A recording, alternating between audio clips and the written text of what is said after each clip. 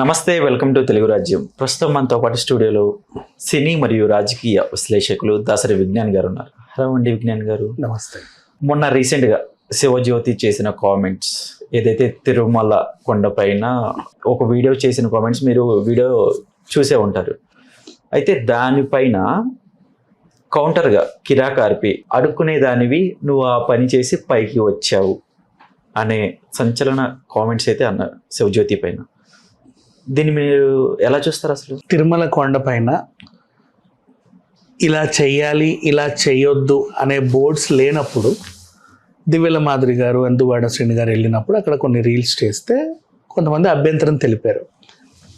ఓకేనా, ఇలా మాడవీధుల్లో ఇలా రీల్స్ చేయడం తప్పు ఓకే అని ఎక్కడన్నా ఒక చిన్న బోర్డు ఉంటే మేబీ ఎవరని ఓహో ఇలా చేయకూడదు అని తెలుసుకుంటారు. ప్రతిదీ అందరికి తెలవాలని లేదు. మొత్తం తెలియదా అని సంఘ సంస్కృతల్లా మాట్లాడొద్దు. ప్రతిదీ అందరికీ తెలియదు. మాకు సమ్ టైమ్స్ అవుతుంది. ఎంతటి మనిషి అయినా ఎంత ఏజ్ వచ్చినా కొంతమంది కొన్ని తెలియనప్పుడు తెలియజేస్తే వాళ్ళు ఇంకొకసారి మళ్ళీ అదే పని చేస్తే ఏమన్నా అనొచ్చు. వాళ్ళు కూడా పాపం తెలుసో తెలియక అలా చేశారు, ఇట్స్ ఓకే, అందరు కూడా మర్చిపోయారు అనేవాడు అంటాడు, ఎవడినోరో ఆడి ఇష్టం. సో వాళ్ళు కూడా సరేనండి ఇంకెప్పుడు ఇలా చేయమనుకున్నారు, అక్కడ నుంచి వచ్చేసారు. తర్వాత వాళ్ళు ఒక బోర్డు లాంటివి పెట్టుకున్నారు, మాడ వీధుల్లో కానీ ఇక్కడ కానీ ఏమేమి రీల్స్ గట్రా చేయొద్దు, ఏమేమి చేయాలి ఏమేమి చేయొద్దు అని పెట్టుకుంటే సరే దానికి తగ్గట్టుగా సదరు వ్యక్తులు వెళ్తూ ఉంటారు. కొంతమంది ట్రావెలర్స్ ఉంటారు, వాళ్ళు ఏంటంటే మొత్తం ఇలా వాళ్ళ టూర్ మొత్తం బ్లాగింగ్ చేస్తా చెప్పుకునే ప్రయత్నాల్లో ఉంటారు, వాళ్ళ ఛానల్స్లో పెట్టుకోవడానికి. అట్లాంటి ఔత్సాహికురాలే శివజ్యోతి గారు. వాళ్ళు ఎక్కడికి వెళ్ళినా సరే, ఎక్కడికన్నా వెళ్తున్నా సరే, సామాన్లు సదిరేటప్పుడు, ప్రయాణం చేసేటప్పుడు, దిగిన తర్వాత ఏదైనా హోటల్ రూమ్ తీసుకున్నప్పుడు, అక్కడ ఏదైనా ప్రదేశాలకు వెళ్ళినప్పుడు చిన్న వ్లాగ్స్ తీసి వాళ్ళ ఛానల్లో పెట్టుకుంటారు. అది వాళ్ళ ఛానల్, వాళ్ళ పర్సనల్ ఛానల్. కాకపోతే ఆవిడని 10 మంది అనుసరించే వాళ్ళు ఉన్నారు కాబట్టి ఆవిడ మంచి చెప్పినా చెడు చెప్పినా విని దానికి ఎడిక్ట్ అయ్యే వాళ్ళు కొంతమంది ఉంటారు కాబట్టి, సోషల్ మీడియా ఇన్ఫ్లుయెన్సర్ కాబట్టి ఆవిడ ఎప్పుడైనా ఒక చిన్న మాట తెలుసో తెలియకో తప్పు చేస్తే నిజంగా ఇది తప్పు అని చెప్పే రైట్ అందరికీ ఉంది. ఓకేనా. అండ్ మనిషి అంటేనే తెలుసో తెలియకో తప్పులు చేస్తానే ఉంటాడు, అది మనిషి తత్వం. అవునా. తెలుసో తెలియకో చేసిన తప్పుని అది తప్పు అని 10 మంది చెప్పినప్పుడు దాన్ని అర్థం చేసుకొని సారీ అండి క్షమించండి ఇంకోసారి చెయ్యను అనేవాడు ఇంకా గొప్పవాడు. ఇంకా చెప్పాలి అంటే ఏదో సంథింగ్ కాస్ట్లీ పిచ్చగలం అంటే వాళ్ళ ప్రసాదాన్ని డౌన్ నుంచి పై వరకు అలా వెళ్తా కంపారిజన్ చేసుకుంటూ ఏదో వీడియోలు చేశారు. అందులో ఈ కట్ చాలా మందికి నచ్చకపోయేసరికి విమర్శించారు.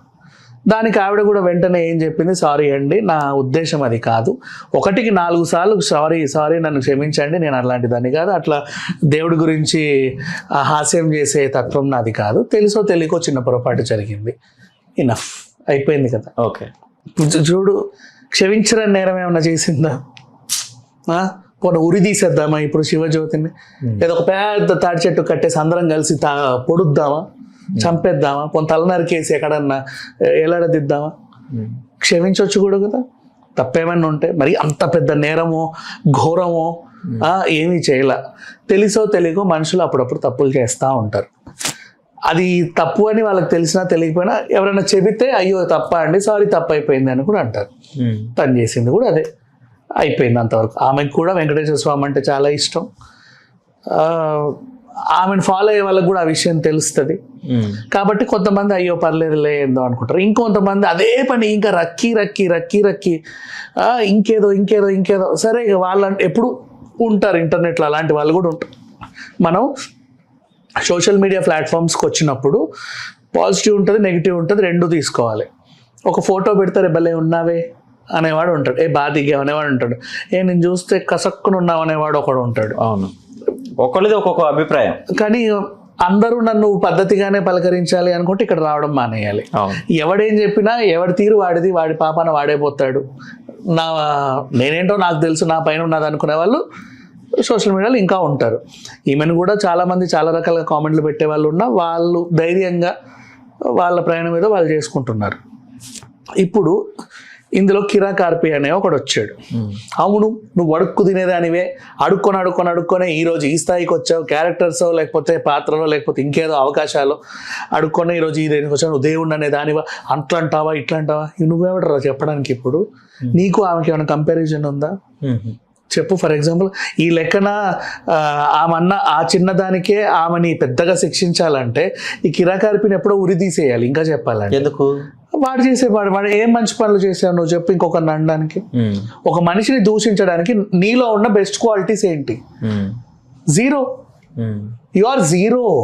మరి నువ్వెలా అంటావు శివజ్యోతిని చెప్పు? అండ్ తెలిసి తెలియక చేసిన తప్పులు కూడా ఈ రేంజ్ లో విమర్శించాల్సిన అవసరాలు కూడా లేవు. అంత పెద్ద మాట అనాల్సిన అంత మాటలు అనాల్సి అంత ఇంకా చాలా నీచంగా ఏదో అసలు ఆమె అసలు ఈ జన్మకు ఆమె పుట్టే పాపం చేసినట్టుగా మాట్లాడాల్సిన అవసరం లేదు. ఎవరో రియాక్ట్ అవ్వండి, ఆర్పి ఎందుకు రియాక్ట్? ఊరికే వీడికి కావాల్సింది ఈ మధ్య కాలంలో వాగడానికి ఏమీ లేదు. ఓకే, సాయంకేమో దొరికింది, కాసేపు రక్కి ఆనందపడదాం అనుకున్నాడు. ఇక అంత మించి ఏముంది చెప్పు దీంట్లో? బట్ ఇక్కడ రీజన్ ఏంటంటే, ఇక ఈ వివాదం పక్కన పెడితే శివజ్యోతి గురించి మాట్లాడుకుంటే, బిగ్ బాస్ లోనూ చూసాం. అవును, అందరూ అభిమానించారు తప్ప ఎవరు చీపాథు యాక్ అనలా. ఓ మంచి సిస్టర్ గా చూసాం, ఓ మంచి వైఫ్ గాను చూసాం, మంచి యాంకర్ గా చూసాం, అన్నిట్లోనూ చూసాం. పద్ధతిగానే ఉంది, ఎక్కడ పెద్దగా అభ్యంతరాలు తెలిపేలాగేం లేదు. నాకైతే ఎప్పుడు అనిపించలా. ఏమో నీకు అనిపించింది ఎప్పుడైనా చూసావా? ఇన్ కేసు ఉంటే చూడండి, నష్టం. నాకు తెలిసినంత వరకు అయితే నేను పద్ధతిగానే చూసా. ఆమె హోమ్ టూర్ చూసినప్పుడు మనుషులు ఏంటనేది తెలుస్తుంది. ఓకే, నీట్గా సర్దుతారు ర్యాక్. అలా సర్దే వాళ్ళ మెంటాలిటీస్ చాలా బాగుంటాయి. సైకలాజికల్ గా very fit they are.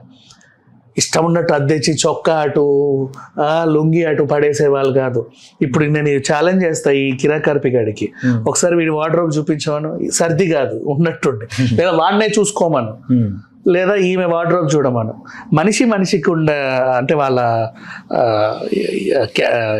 Character behaviour అనకూడదు, కానీ ఈ రోజుల్లో ఏమనాలి, వాళ్ళ ఇది దాన్ని ఎట్లా చెప్పాలో నాకు అర్థం కావట్లేదు. అంటే ఆడవాళ్ళని క్యారెక్టర్ అనకూడదు కదా, తప్పది. అంటే నేను మంచిగానే చెప్తున్నా, అయినప్పటికీ అట్లా అనకూడదు. సో వాళ్ళ తత్వం ఏంటనేది తెలిసిపోతుంది సీరియస్లీ, నువ్వేంటి వాళ్ళేంటి అనేది. నెక్స్ట్ ఆవిడ మెయింటైన్ చేసే పద్ధతి కానీ ఇప్పుడు. అండ్ ఇంకోటి ఇది చెప్పాలి, మనం ఎక్కడికన్నా ప్రయాణాలు చేసేటప్పుడు సర్దుకునే లగేజ్ ఉంటుంది చూసావా, అది మనం చాలా పద్ధతిగా సర్దితే బోల్డ్ని పెట్టుకోవచ్చు. దానికి ఒక కళ్ళు ఉండాలి. చాలా మంది ఏం చేస్తాడు, ప్యాంటు షర్టు అది ఇది షాంపూ నొక్కేసి గట్టిగా టైట్ పెట్టేస్తా ఉంటారు. వాడి మెంటాలిటీ కూడా అలాగే ఉంటుంది. నిజం, ఇట్లా సర్దుకునే వాళ్ళు వేరే ఉంటారు. సో ఇవన్నీ అంటే నాకు కొంచెం దగ్గరగా ఉంది ఈ వీడి ప్రయాణం, నీకు తెలుసు కదా. సో అట్లా చూసినప్పుడు అనిపించారు, ఎంత ఆహ్లాదంగా సర్దుకుంటున్నారు, ఎంత నీట్గా మెయింటైన్ చేసుకుంటున్నారు. సరే, ప్రతి ఒక్కరికి మంచి అభిప్రాయాలు ఎప్పుడూ ఉంటాయి.